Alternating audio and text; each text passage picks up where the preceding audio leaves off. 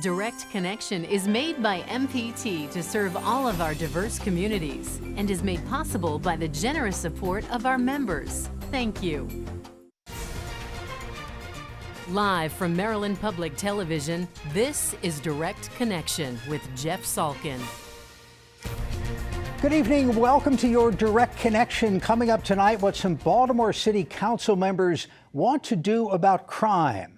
That's ahead, but we begin with our Your Health segment tonight. Joining us is Dr. Carolyn Cronin, a neurologist and stroke specialist with the University of Maryland Medical Center. Doctor, thanks so much for joining us again. Just in the last week, we've seen two well-known political figures, the Lieutenant Governor of Pennsylvania, who was in his early 50s, Maryland's junior U.S. Senator, who's in his early 60s, both have strokes and spend time in the hospital, both recovering, fortunately. How common is that at that age group? Yeah, so stroke does get more common the older you get, but that doesn't mean that younger people are immune. And about 15% of strokes actually happen in patients under 50. And as you mentioned, these two gentlemen were, in their 50s or 60s. And it's, not that uncommon in that age group. And it's an important thing for everyone to kind of be aware of that, no one's immune from it. And you need to kind of know how to recognize it and seek care as soon as possible. Let's dig into how to recognize that, because it is so important to somebody's full recovery, right? Mm-hmm. Absolutely. So, depending on exactly what's going on, there are some treatments that can only be given in the first few hours after symptoms start. So it is not something that you want to kind of wait and see if it'll get better. You want to get, for emergency care, call 911, get there as soon as possible. There is a mnemonic that the American Heart Association actually has promoted as a way to remember stroke and the symptoms, and it's called Be Fast. The B is for balance, the E is for eye, so if there's a vision issue. The F is for face, if there's asymmetry of the face. The A is for arm, if one of the arms, can't kind of lift up all the way or droops down. The S is for speech. And the T is to remind you that time is of the essence. So you notice, kind of any of those things are off, either in yourself or someone else. It's definitely worth further investigation. Is recognizing it in yourself more difficult, or being able to act on it if you have some of the incapacities that result from a stroke itself? No, absolutely. I mean, everyone's stroke is different depending on where it is, how big it is, what parts of the brain are affected. So there certainly are some people that, the stroke is so debilitating that they can't, get to a phone or call for help, or if they happen to be alone at the time. But then there are others where it, is more minor, but still significant deficits. And I certainly have had patients that, told me they walked into the bathroom and, smiled at themselves to see if their face looked symmetric or not. There are some things that you can do to sort of evaluate. Let me remind our viewers, if you have a question for the doctor about recognizing, treating, and maybe avoiding strokes, give us a call at the number on the screen, or you can email us at livequestions@mpt.org. Doctor, broadly speaking, there's two types of strokes, right? Correct. There's hemorrhagic or bleeding kind of strokes and ischemic or blockage kind of strokes. And both of those are lumped under the same category because stroke is a clinical definition of some sort of vascular issue that causes those types of symptoms to come on. And so that was coined before there was imaging or other ways for us to differentiate the two. But yeah, essentially something goes wrong with the blood vessels so that there's part of the brain that isn't functioning appropriately. So either there's a bleed that affects the area of the brain and it's not working well, or there's a blockage and not enough oxygen and nutrients are getting to that area, so it's not working well. And the reason that time is important is there is this window, especially for the ischemic strokes, where there can be a blockage, not enough oxygen is getting there so that the area isn't working appropriately, but it still hasn't been fully damaged yet, hasn't fully died. So if you catch it in that window, and then can open things up and get the blood back in there, then you can prevent the stroke from being, as big as it would otherwise be, or, even sometimes completely turn it around.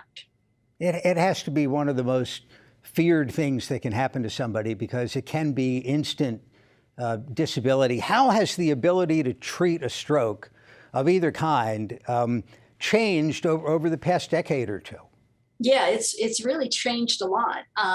In the past 2 decades, what year is it? Yeah, it's just over 2 decades ago that the first clot buster medicine was approved for use in stroke, so-called thrombolytic agent. And so that was a medicine that you give through the IV that can break up clots and open things up. So prior to that, there essentially wasn't any treatment that you would do right away. And then in the past decade, there's been evolution of the sort of technology and techniques that are used to open up blood vessels where there's a blockage that's too big for the clotbusters to sort of break up on their own.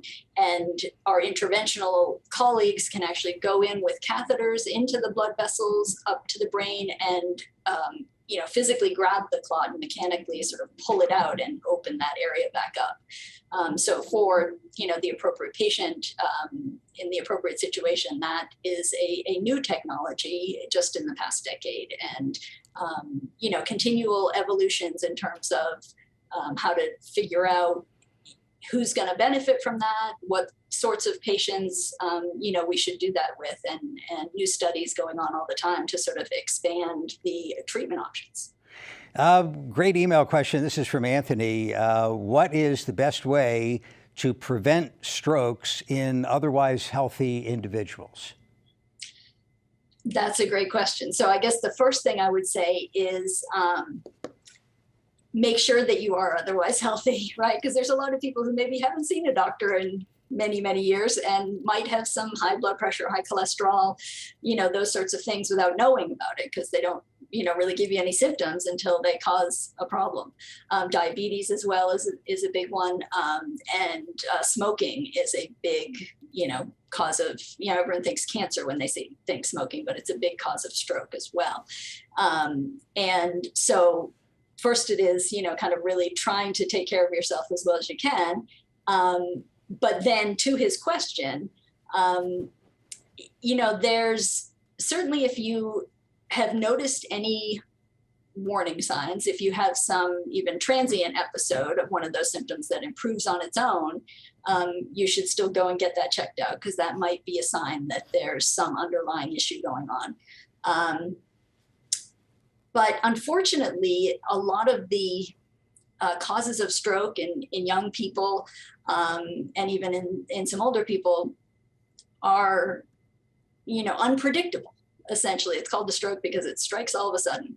And sometimes there's trauma-related things that can cause damage to the blood vessels and cause a stroke. Sometimes there's blood vessel abnormalities that can develop without, you particularly being able to cause or prevent them. So unfortunately, I don't have a great question or answer to that question in terms of, some guidance in that respect. Let's get a phone call from Allegheny County. This is Lisa. Lisa, thank you for calling. Go ahead. Thank you for taking my call. As we know, there's differences in heart attacks between men and women. Are there differences in strokes between men and women? Good question. Thank you so much. Doctor? Yeah, so there are differences in some aspects of stroke. So I'm not sure if you were referring to how heart attacks present or who tends to get them, but there are differences in those ways between men and women. In stroke, women tend to get strokes at a little bit later age than men do, which is similar to heart attacks. And so people think of sort of, men as being the most at risk, but actually there's more women that actually have strokes overall than men, because women tend to live a little bit longer, and therefore they spend more years in that time when you're most at risk. In terms of how they present, like I said, everyone's stroke is different depending on where in the brain it is, and so everyone's is a little bit different, but if they're affecting the same part of the brain, people can have exactly the same symptoms as well. Let's take a phone call from Frederick County. This is Peter. Peter, thank you for the call. Go ahead. Yeah, I wanted to find out if there's a genetic component to having a higher chance of getting a stroke if you had a parent or a grandparent that had a stroke. Thanks so much. Doctor? Yeah, that's a great question. And there is. So in a few different ways, there are some, in families, some of the risk factors for stroke tend to run in families. So, if a lot of people in your family have had high blood pressure or high cholesterol or diabetes, those things can, make you more prone to stroke, and therefore that can run in the family as well. If you have heart disease that runs in the family, those also, frequently coexist with stroke.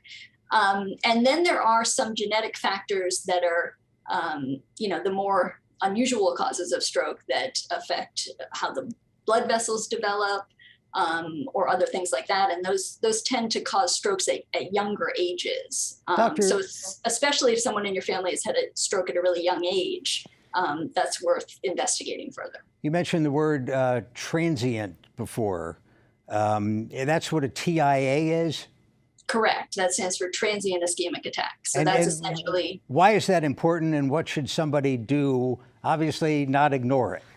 Correct. Yeah.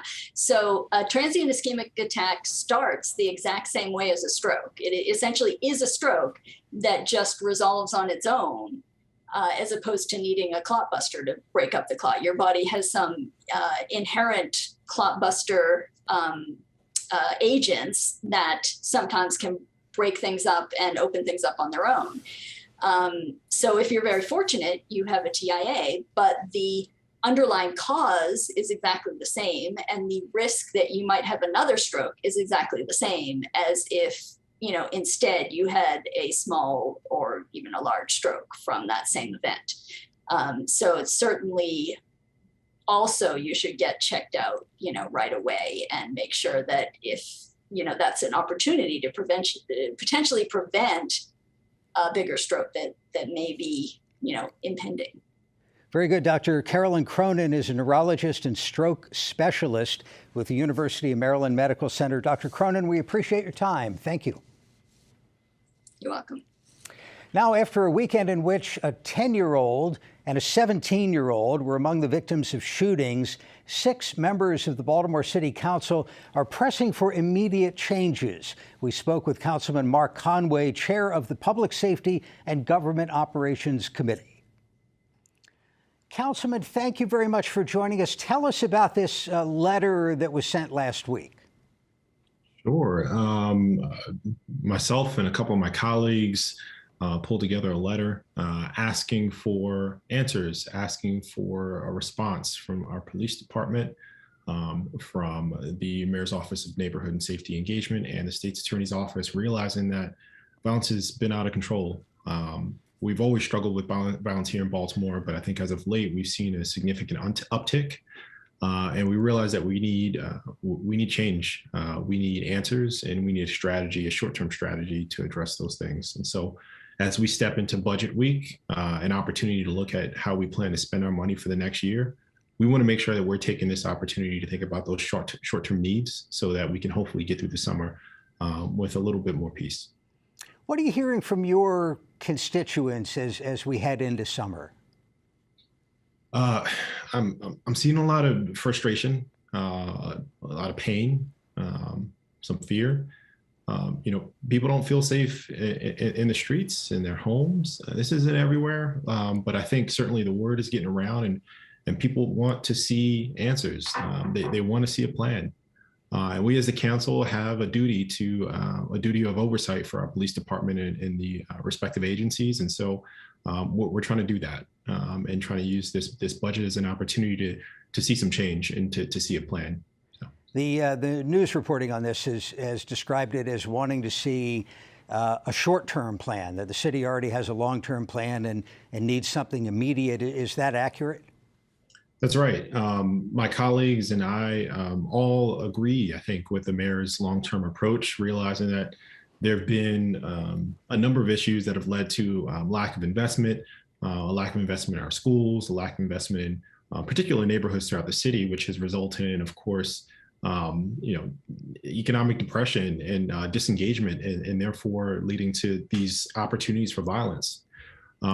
That said, I think we realize that not only do we need to do the long-term work, we need to make sure that we're addressing those long existing problems, but we also need to address some of the short-term problems as well.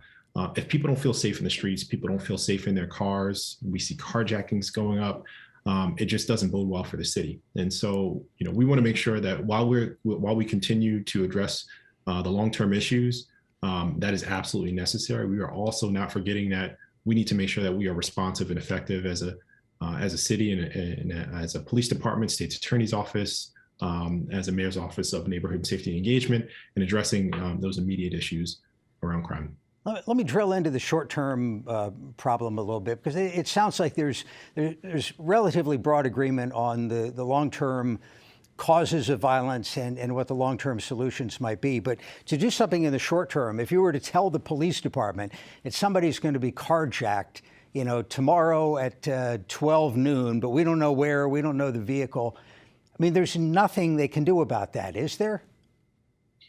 If we didn't know where, that may be true. We do have data to tell us a lot of information about where we're seeing these happen, what neighborhoods we're seeing it happen in, the types of carjackings that are happening, whether or not they're happening with weapons or not.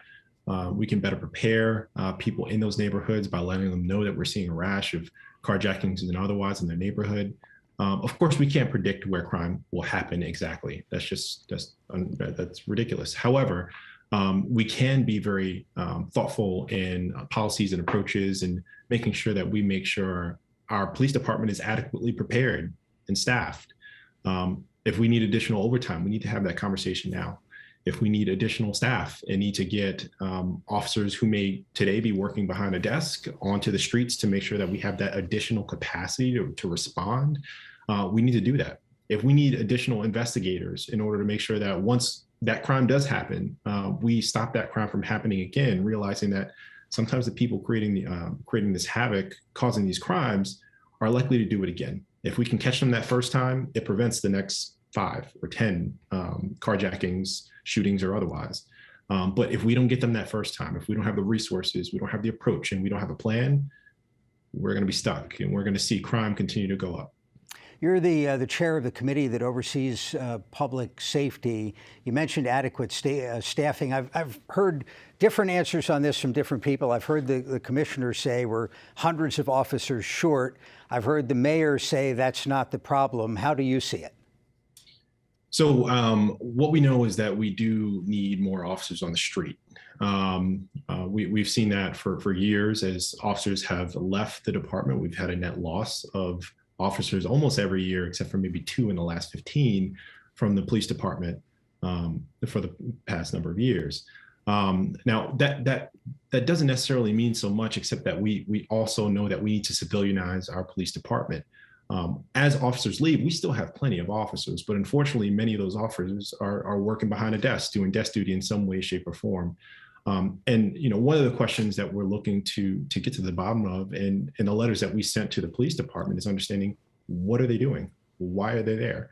Are they unable to go onto the streets, or is it just a matter of policy that we have not done that yet? We've been talking about civilianizing the police since well before I ever entered office. When I actually used to work for the city, and we're still talking about that issue today. So I think we want to get a real answer on what's going on there and what we need to do to make sure that we have a sufficient amount of officers on the streets. Some of that may be getting folks from behind desks. Some of it may be adding additional overtime to make sure that we have adequate folks in the streets. But there are times when we just don't have the staffing that we need. And also times when we wear out the officers that are on the street. It's already a tough job. If we can find ways to shore up that resource, it would be hopefully beneficial to the crime fight. You mentioned the budget hearings are coming up. I think I read that the mayor's proposed budget is about a 1% increase for the police department. Put it in the context of the whole defund the police, refund the police argument. A 1% increase at a time when inflation is running at 7 or 8%. Is that really an increase or is it a cut? How do you see that? So the increase is actually not much of an increase at all. It's mostly tied to benefits for the police department, and then further a civilianization of some positions in the police department. So taking some of those sworn positions and turning them into civilian positions. That said, you're right. As the budget grows or the needs for the department grows, we need to ask those questions and not sort of take the headliners and make policy decisions on headlines. If we know that our police department doesn't have sufficient resources to respond to crimes or to investigate crimes, we need to fix that.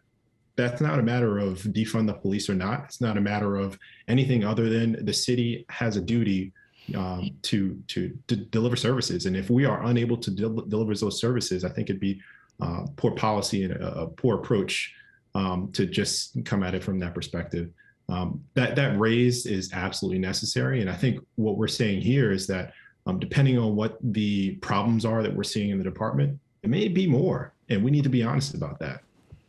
Is there a technological solution in part to some of this?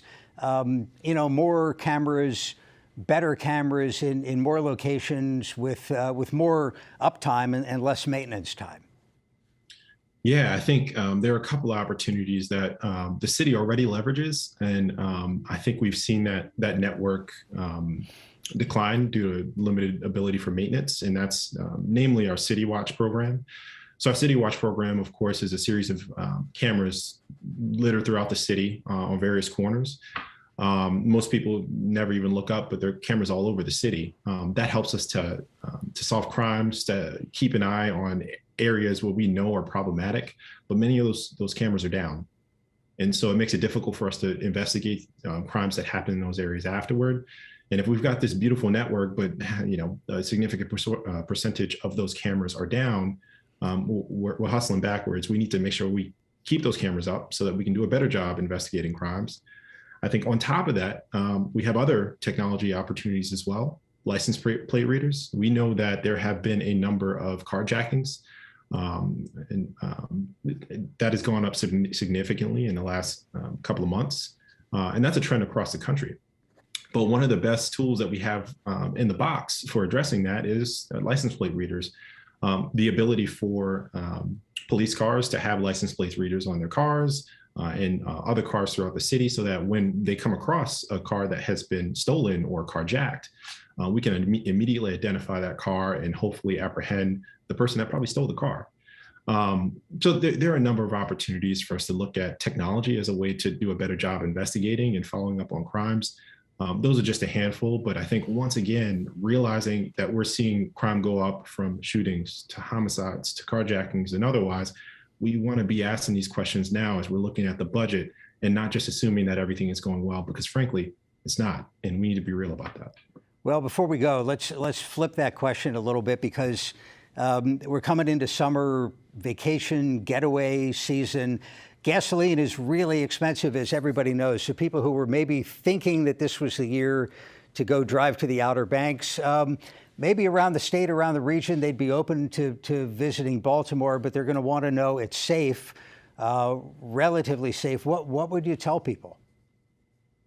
I'll tell people, come to Baltimore. Part of the beauty of this city is the people that come to visit this city and enjoy it.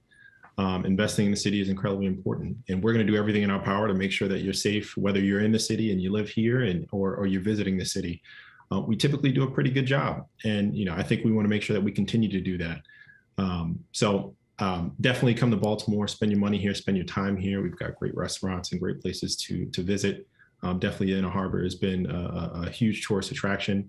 And we'll continue to work with the administration, with our police department, with the state's attorney's office and the mayor's office of neighborhood safety and engagement to do everything in our power to make sure that folks are safe when they come to our city. Mark Conway is chair of the Public Safety and Government Operations Committee of the Baltimore City Council. Councilman, thank you very much. Thank you. And that is Direct Connection for this week. Before we go, we would like to take a moment to salute the work of MPT audio supervisor Jim Bigwood. Jim was at the controls for the very first Direct Connection show 20 years ago, and tonight is his final live broadcast as he begins a well-earned retirement from MPT. We will miss his soothing voice, steady professionalism. He has set a perfect example for all broadcasters to follow. And before I get too sappy, because Jim can just pull down that lever on the left and you won't be able to hear me anymore, we wish Jim and his family all the best in retirement. Back Friday with State Circle, the latest on Maryland politics. Join us Friday evening at 7. And do remember to follow us on Twitter at MPT News. Now for all of us at MPT, thanks for watching and have a good night.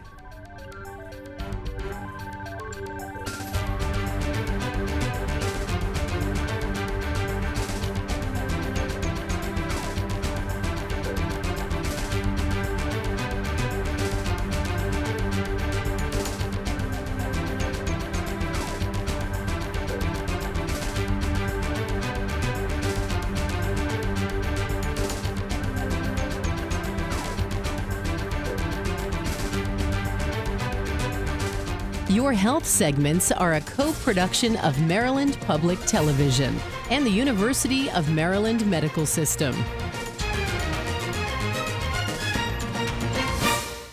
This program was made by MPT to serve all of our diverse communities.